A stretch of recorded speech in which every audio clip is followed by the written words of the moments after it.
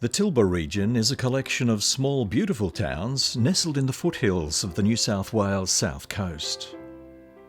From the rolling hills of the Tilba region to the European theatre of war, Pearl Elizabeth and Norman Blake Corkhill began a journey that would change their lives forever. I think he was up in Queensland jackarooing somewhere when he decided to enlist. But, they've got their name on the War Memorial in Tilba, Central Tilba, sorry. Yeah, I think there's a War Memorial there. And Pearl was a nursing sister in the Australian Army Nursing Service. Pearl's story is well documented in history, but many did not know her brother Norman Blake's story is also one of courage under fire. While serving overseas, Pearl would write home to her mother, stating that she always kept an eye out for any news of her brother Norman. They both met briefly in Egypt. Because you can imagine being so far away and with the mail taking so long to get backwards and forwards that Pearl's mother, my great-grandmother, must have been worried about Norman as well, and Pearl mentioned in one of her letters back to her mother, telling her not to worry, that she would find out, not to believe things also that other people told her, that Pearl would find out and she would know the truth if anything happened to Norman. Yeah. And as I said, Norman was lucky that he wasn't seriously injured and came home from the war, which must have been every mother's dream, that both of her, two of her three children came back safely. Norman was based at the AIF's No. 1 Reinforcement Central Training Camp at Tel El Kabir in the desert of Egypt. The tent city housed 40,000 troops and was the AIF's main training centre. The base supplied reinforcements for Gallipoli and Palestine campaigns. The 19th of July 1916 is the very first time Australia goes into battle on the Western Front. This photograph, taken on the night of the battle, shows about 440 yards stood between the German front line and the British and Australian troops. The Battle of Fromelles is written into Australian folklore as the worst 24 hours in the country's history. Norman was a highly skilled shooter and gunman.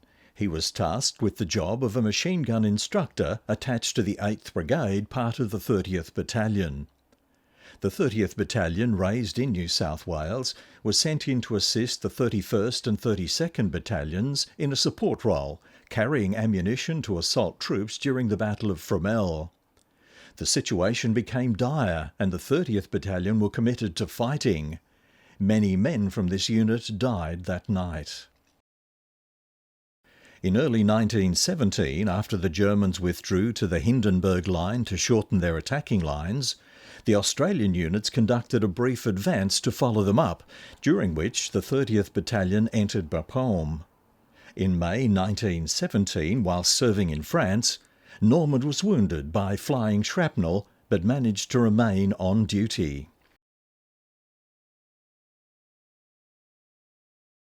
Went over as a machine gunner, and then he got into the 1st Flying Corps and he became a navigator in there, and he was also became friendly somewhere along the line, but I think it was after the war, with Kingsford Smith. I think of all the jobs in the AFC, the role of instructor was the most dangerous. Nobody really anticipated this. I think I'm correct in saying at one stage in 1916, the Royal Flying Corps was losing 10% of its aircraft each day in training. 10%. So go on too long at that and you won't have any left. Of course, they're churning them out. But that's incredibly high. The method of training was, in fact, to sit in the back and let the rookie pilot do it until you believed that you had to take over, so dual control. The horrendous number of training accidents. And that prevailed when after the war, when the Royal Australian Air Force was created. In the late 1920s and 30s, there was a parliamentary inquiry into the number of training accidents because it was scandalous. And so it is a very, very dangerous occupation, the instructor. On September 1st, 1917, Norman was seconded to the 7th Training Squadron, 1st Wing Headquarters of the Australian Flying Corps.